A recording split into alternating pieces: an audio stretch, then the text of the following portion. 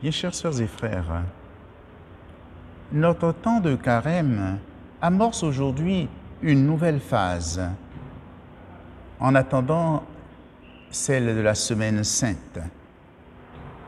Nous ferons route avec l'évangéliste Jean jusqu'à l'entrée de Jésus à Jérusalem. Nous entendrons au cours des Eucharisties des tests polémiques, sauf aujourd'hui, comme pour nous dire que le procès des chefs religieux contre Jésus a couvert toute sa vie publique. Et chacun de nous doit se situer pour le suivre ou se ranger du côté de ses adversaires. L'évangile que nous venons d'entendre montre que l'accueil enthousiaste et admiratif des contemporains de Jésus ne signifie pas qu'ils croient vraiment en lui. Ce qui les intéresse, ce sont ces miracles et non ce qu'il leur révèle par-delà les signes. Vous serez toujours incapable de croire si vous ne voyez pas les signes miraculeux et des prodiges.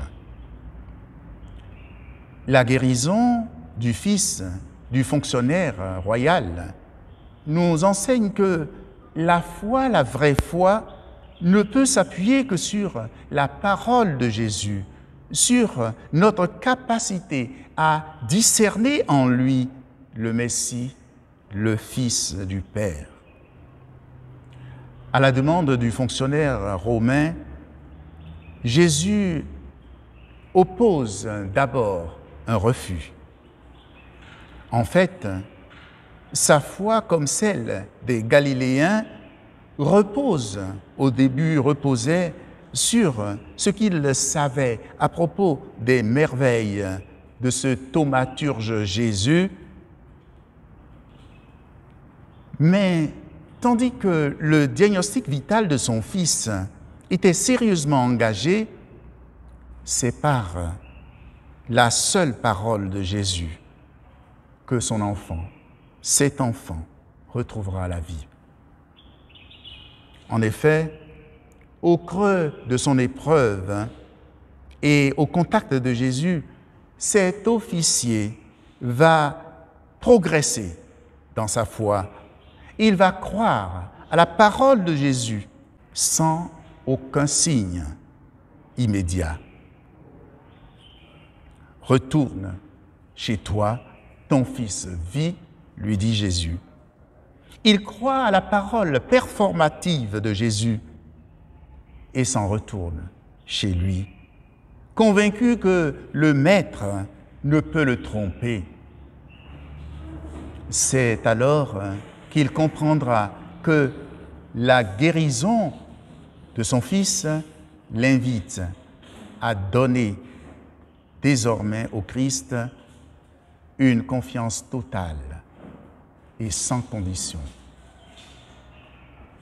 Enfin, le texte d'Évangile s'achève sur la substitution de la demande de guérison de l'officier romain par le don de la vie.